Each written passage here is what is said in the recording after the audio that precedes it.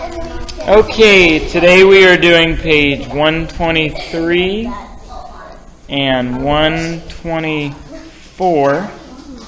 It's changing improper fractions. All right. And number one, they give us a bunch of fractions here.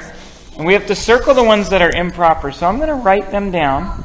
We have 3 over 4. And while I'm writing these down, will you tell me, Elijah, what is an improper fraction?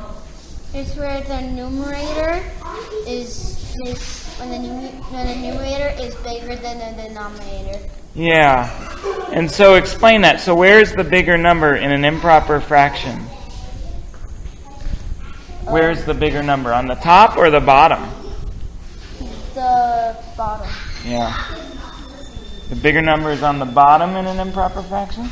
Oh no, in improper fraction, the bigger number is on top. On top. Okay, good. All right, so let's look at this. And first one, we have 3 over 4. Who's first? Okay. 3 over 4. Do we circle that? Is that improper? It's proper. Okay, so we don't circle it. Next one, we have 2 over 3. Is that proper? Nope. It's improper? No, it's not improper because... So we don't circle it. Because the smaller number's on top. Good. Elijah, the next one, 6 over 5. Is that improper? Yes. Yes. Why?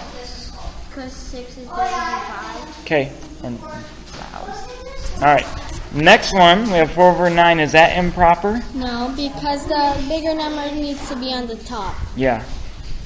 Next one, 3 over 8. Is that improper? No. Why? Because 3 goes in 8 and 3 is on top. Okay, good. Next one, 11 over 8. Is that improper? Yes, because the bigger number is on top. Good.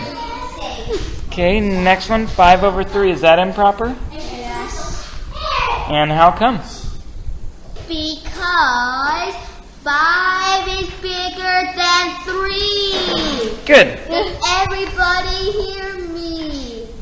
Okay, and then the next one, is that improper? No, because the bigger number needs to be on the top and the smaller number needs to be on the bottom. Okay. So that's not improper. So there we go. So the only ones we circled were the 6 over 5, the 11 over 8, and the 5 over 3. Only 3 Good. numbers. Okay, it says complete this number line. And so we have a long line that has some of them done already for us. 0 over 4, 1 over 4, 2 over 4, 3 over 4, 4 over 4, after 5 over 4. Ooh, I just did one of the answers. Oh. 5 over 4. But that's okay. So it has 3 more for you guys to do. I already did this one. And on the line, we got to guess what would be next in the order as it gets bigger down this line. So what would be the next one? I did 5 over 4. What will be next? 6 over 4. 6 over 4. What would be after that? 7 over 4, sir. Thank you. And what will be after that? 8 over 4, sir. Thank you. All right. So moving on. The next one says change to mixed or whole numbers. And this is like what we did on the lesson before.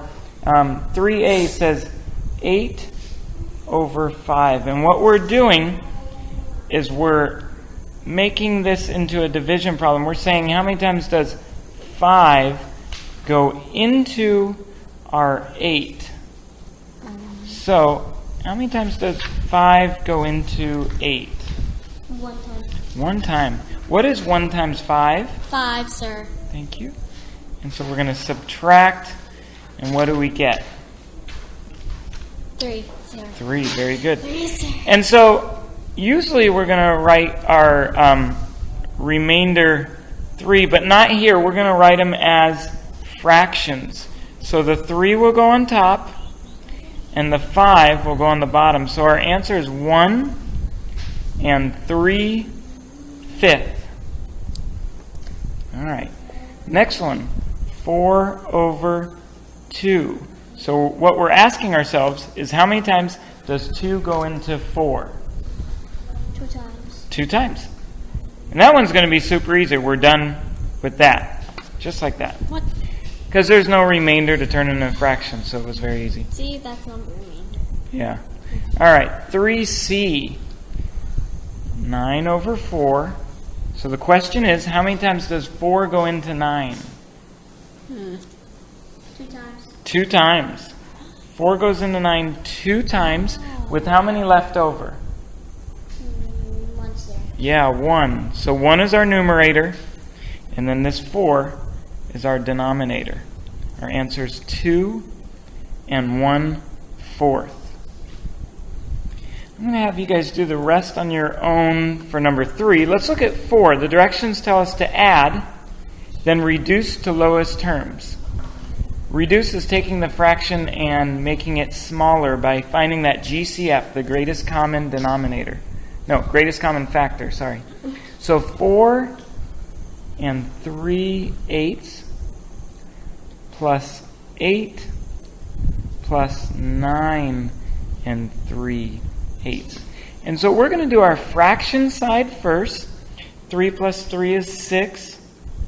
And our denominator is 8, so we just keep that 8. Let's add up our whole numbers. 4 plus 8 is 12. Plus 9 would make it 21. We have 21 and 6/8, but we need to reduce our 6 over 8. So we need to think of a number that goes into both 6 and 8. What number goes into both 6 and 8? 2. 2 does. So 21. 2 goes into 6 3 times. And 2 goes into 8 4 times. So our answer is 21 and 3/4. What we've done there is we've reduced it into the lowest terms. This is the next page. Yeah. You guys go ahead and do the rest on your own and tell them one thing that's important for them to know. This. A, B, C, D, E, F, G, H, I, J, K, L, M, N, P, Q, R, S, T, U, V, W, X, Y, and Z. Bye-bye. Is that important? Yeah. Okay.